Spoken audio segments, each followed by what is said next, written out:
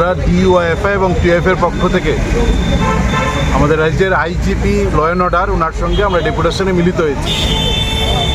আমরা ওনাকে লিখিতভাবেই বলেছি যে রাজ্যের সব দিক থেকে আইন শৃঙ্খলা প্রায় শেষ, এর মধ্যে ভয়ঙ্কর এবং সবচেয়ে উদ্বেগের যে বিষয়টা নিয়ে আমরা আজকে কথা বলতে এসেছি এটা হচ্ছে আমাদের রাজ্যের পুলিশের নিরাপত্তা নিশ্চিত করা।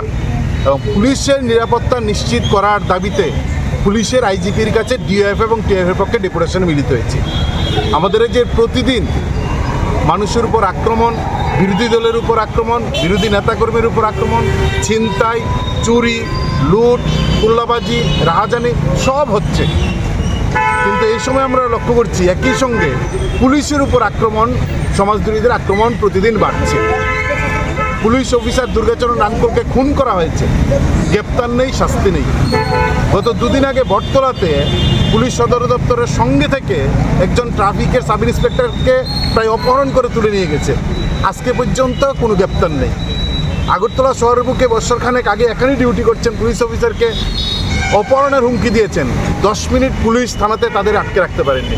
প্রতিদিন পুলিশের উপর আক্রমণ করছে। এখন পুলিশের উপর যদি সমাজদ্রোহীরা আক্রমণ করে আর তাদের বিরুদ্ধে গ্রেপ্তার না করে শাস্তি না দেয়, তাহলে মানুষের ভরসা প্রতিদিন উঠে যাচ্ছে পুলিশের উপর থেকে। মানুষ কোথায় যাবে? এই বিষয়টা ওনাকে বলেছি। সঙ্গে আমরা বলেছি যে নেশা কিছু নানা কারণে আটক হচ্ছে, কিন্তু নেশা কিংপিং গ্রেপ্তার হচ্ছে না। এটা হচ্ছে সবচেয়ে বড় ভয়ঙ্করতম দিক, যে নেশা আটকানো হলেও নেশার কিংপিং কেন আটকাচ্ছে না, এই বিষয়টা আমরা রেখেছি। আমরা গোটা রাজ্যের যে ভয়ঙ্কর পরিস্থিতি, মহকুমা শাসক এসডিএম সে বিধায়কের হুমকিতে ভয়ে আতঙ্কে সে নিরাপত্তার দাবি করছে।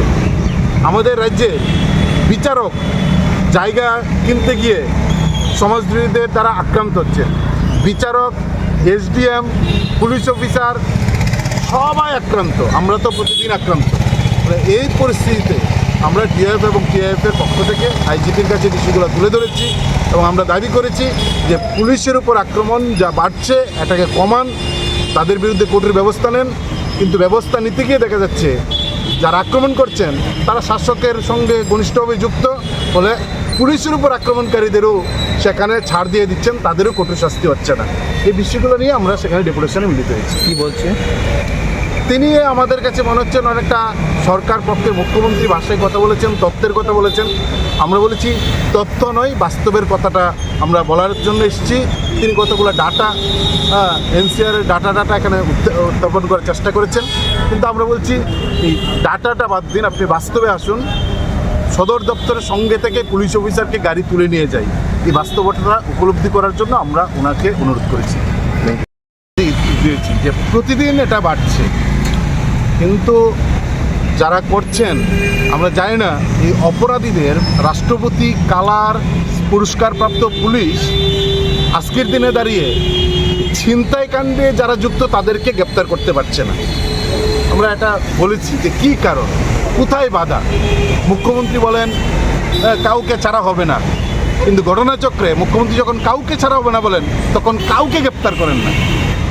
ফলে সবটাই তো রাজনৈতিকভাবে মানে মুখ্যমন্ত্রীর কি নির্দেশে পুলিশ চলেন।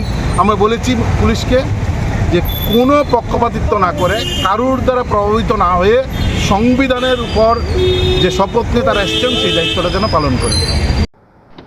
বাড়ির ছেলে ডাক্তারি পাশ করে ফিরছে, তাই সেলিব্রেশন চলছে নানা পদের রান্না। শেফদের পছন্দ সিস্টার মশলা, যা মডার্ন টেকনোলজি এবং স্বাস্থ্যসম্মত। টেস্টিও সিস্টারের রান্না, প্রতি পদে স্বাদের বাহার। সিস্টার, নিশ্চিন্তের প্রতীক।